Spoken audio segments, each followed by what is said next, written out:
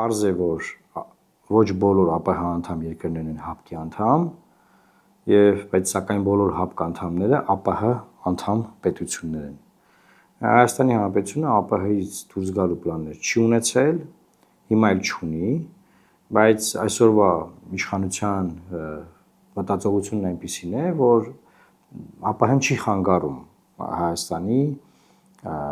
արտաքին քաղաքական վեկտորի ընտրման հետ կապված։ Եթե ինձ եք հարցնում, իմ կարծիքով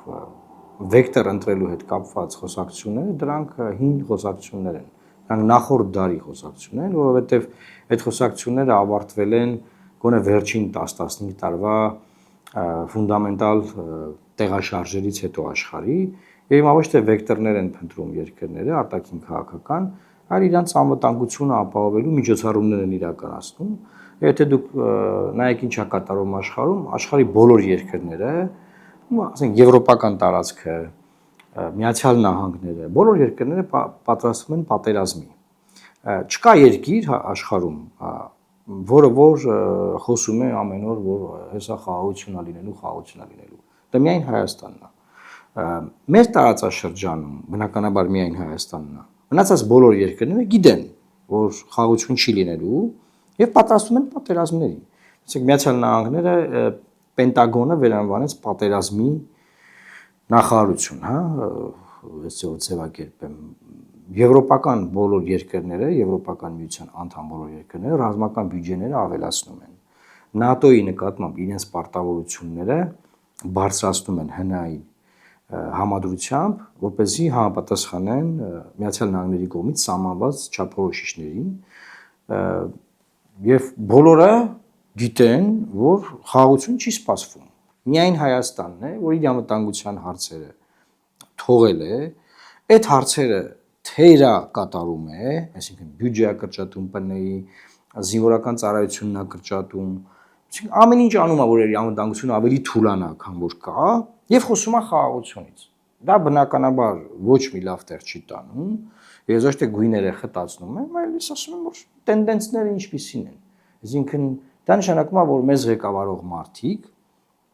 ում որ ժողովուրդը ընտրում է մեզ որ ղեկավարեն, որ ընտրել է 21 թվականին, շարունակում են չհասկանալ աշխարհաքաղաքական իրողությունները, տարածաշրջանը, մեր հարևան պետություններին եւ շարունակում են չհասկանալ անվտանգության կամ անվտանգության մեխանիզմների հետ կապված նորագույն տեխնոլոգիաների, նոր աշխարհի մոտեցումները։ Այդ հին աշխարհին էլ չեն հասկացել ասեմ։ Հիմա եթե օրինակ 18 թվականին մենք կարող ենք հույս ունենալ, որ դե նոր են եկել, դեք սովորեն արագ, տեղ կունի ամեն ինչ, հետո 20 թվականին տեսանք, որ չէ ոնց որ չեղավ, հետո 21-ին հույս ունենք, որ ժողովուրդը էլի է մանդատ տվել, ուրեմն ժողովրդի իմաստուն է, մի բան գիտի, որ արել է։ Ուրեմն էսա այս մարդիկ սկսեն հավաքել այդ գիտելիքը, հասկանալ ինչա կատարվում, չգիտեմ, բոլորս գնանք օգնենք իրանց, որ իրանք հասկանան ինչա կատարվում, բայց ես 25 թվականի հոկտեմբեր ամսի, հոկտեմբերի 2-ին արձանագրում եմ, որ չի ստացվում, չեն հասկանում։ Մենք մեր հարաբերությունները հետևողական կերպով փչացնում ենք մեր անվտանգությունը շուրջ 30 տարի լավից վատից ապահոված համակարգում, դա ՀԱՊԿ-ն է, դա Հայաստան-Ռուսաստան հարաբերություններն են, գիտեք, զենքի հիմնական մատակարարը Ռուսաստանն է, Հայաստանի, եւ դրան այլընտրանքների փնտրտուքի մեջ, որը մենք միշտ մտածել ենք, որ պետք է այլընտրանքներ փնտրենք, բան, ես կարող եմ արձանագրել, որ այդ այլընտրանքների փնտրտուքը այլևս ձախողված է եւ ոչ թե պետք է այլընտրանքներ փնտրել հիմա, այլ պետք է այդ եղածը փորձել զարգացնել։ Տեսեք, եթե այլընտրանքը գտնված լիներ, օրինակ, մենք սկսենք ՆԱՏՕ-ական զենքեր ստանալ եւ ՆԱՏՕ-ի հովանավորության տակ մտնենք, մենք չենք կարող ռազմական բյուջե կրճատել։ Բայց ընդհակառակը մենք բարձրացնենք ռազմական բյուջեն, որտեղ ՆԱՏՕ-ի չափանիշները շատ թանկ են։ Հետեւաբար մեծագույն սուտ է, որ Հայաստանը հրաժարվել է ՀԱՊԿ կամ պրոռուսական անվտանգային համակարգից եւ ընտրել է ՆԱՏՕ-ական համակարգ։ Այդ սուտը արձանագրվել է 26 թվականի բյուջեի նախագծով։ Վերջնականապես իշխանությունն ասում է Ժորժ ջան, մենք ձեզ խաբել ենք, մենք ձեզ շարունակաբար խաբել ենք։ ՀԿ սեկտորի այս հարցերը լոբինգ անող մարդիկ մեր սուտը կնիքով իրանց լեգիտիմացրել են։ Այն քաղաքական ուժերը, որոնք ասում են պրոեվրոպական են եւ պրոնատոական, նրանք էլ են մեր սուտը մեր հետ խաբել ձեզ եւ հավասար պատասխանատու են այս ստի այս կեղծիքի համար եւ այս բոլորով արձանագրել են որ Հայաստանը հրաժարվելով եղած իր համակարգերից չի ստեղծում եւ չի գնում ստեղծելու նոր համակարգեր հիմա դա ո՞ս պետք է վաճառվի որ քանի որ խաղաղությունը դրա համար կարիք չկա բնե բյուջե բան եւ այլն բայց այն մի ամբողջ քաղաքական թեզ ուղղություն որ մենք հապկից հեսա դուս ենք գալու ու գնալու ենք նատոական համակարգեր դա սուտ է հիմա գամ ասեմ թե ինչ են իրանք ուզում անել Սահմանադրական հանրակրվեի արդյունքում Հայաստանը հռչակվելու է ոչ բլոկային պետություն եւ Հայաստանը դուրս է մնալու հապկի համակարգից որը դա հիմա սառեցված է դուրս մնացած է եւ չի ինտեգրվելու որևէ այլ կոալիցված անվտանգային համակարգի Հայաստանը դառնալու է հաշվանդամ երկիր, եթե կլինի նման երկիր իհարկե դրանից հետո, եւ այդ պետությունը ուղղակի պետք է աղերսի իրան չմորթեն, ասենք իր կողքի հարևան երկրները։ Ուրիշ որևէ բան ես այդտեղ չեմ տեսնում, որովհետեւ տեսեք այդ ամբողջ քարոզչությունը հապկի եւ ռուսական համակարգի դեմ շատերը ընկալել են, որ սա նրա համար է, որ մենք դառնում ենք ֆրանսիական, մենք դառնում ենք ամերիկյան, եւ օքեյ, այո, գնանք, ավելի զարգացած, ավելի ինտիջ, բան, բայց այդ ամբողջ քարոզչությունը նրա համար է եղել փաստորեն, որ Հայաստանը լինի ձեռնունայն, որ Հայաստանը լինի մերկ։ Հիմա ես ուզում ասել, այդ քարոզչությունը ոչ թե արվելա, որ մենք ՆԱՏՕ-ի դեպի ՆԱՏՕ ենք գնում։ Այդ քարոզչությունը այստեղ մեր գլուխներում, մեր ՀԿ սեկտորի քաղաքասարակության իբր պրոեվրո իրական պրոեվրոպական ուժը մեր ուժն է բայց իբր պրոեվրոպական ուժերի քարոզչության արդյունքում թուրք-ադրբեջանական նարատիվները Հայաստան Հանրապետությունը այս պետությունը վերափոխելու վերաձևակերպելու լրիվ իրան ուրիշ երկիր սարքելու ուղղված գործողություններում ես ուզում արձանագրեմ որ հաջողության են հասել ես չեմ ուզում այդ բաները գույները խտացնեմ ես նկարագրում եմ Հայաստանը կդառնա հաշմանդամ երկիր։ Հա կարող ունենանք զինանշան, որի վրա դեղարատը չի լինի։ Դեպի դրոշն է կփոխվի։ Կարող քառակուսի կիլոմետրը այլևս այնքան չլինի, ինչքան որ կա։ Հա կնիկ պետության կարող է լինի, բայց ի՞նչ պետություն է։ Այդ ի՞նչ պետություն է։ Մեր ինքնությունը պաշտպանող պետություն կլինի։ Ես կարծում եմ ոչ։ Մեր մշակույթը պաշտպանող պետություն կլինի, ես կարծում եմ ոչ։ Բոլոր մեր սրբությունները ինչ որ մենք ունենք կարող դառնան QR կոդեր, ասենք, QR կոդով հեռախոսով խմբես նայես։ Այտենց նոր տեխնոլոգիա կա, մարդ որ մահանում է,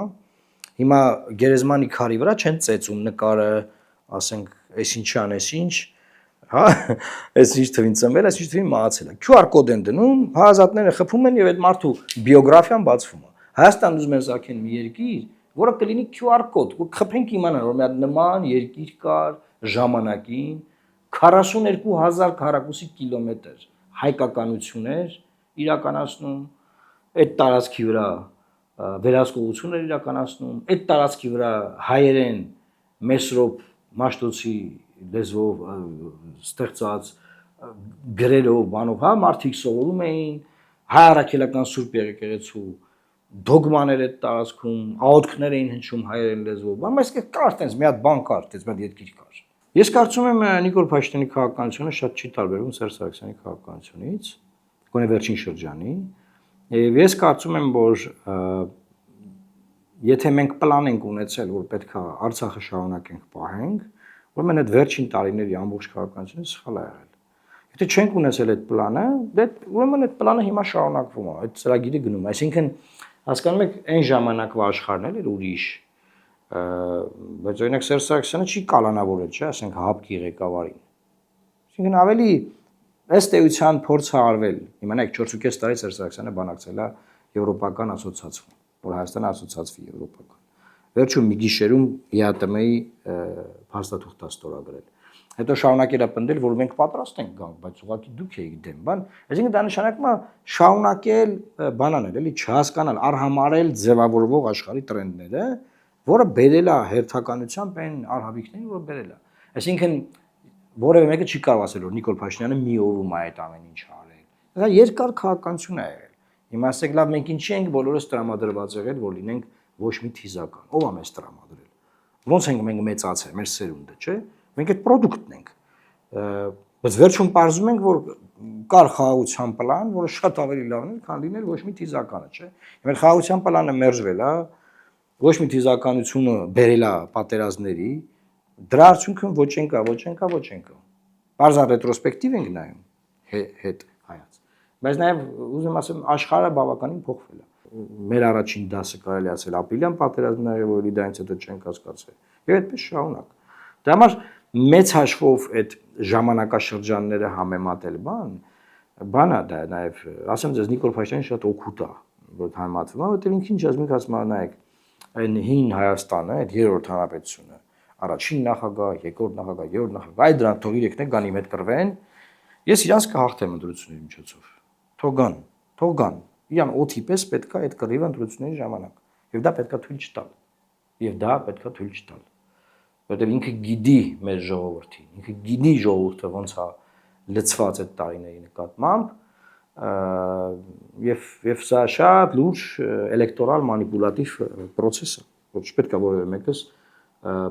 ուզած, չուզած, ավտոմատիկ կերպով հա դառնանք որևէ խաղի դերակատար, որը խաղը ունի մենեջեր։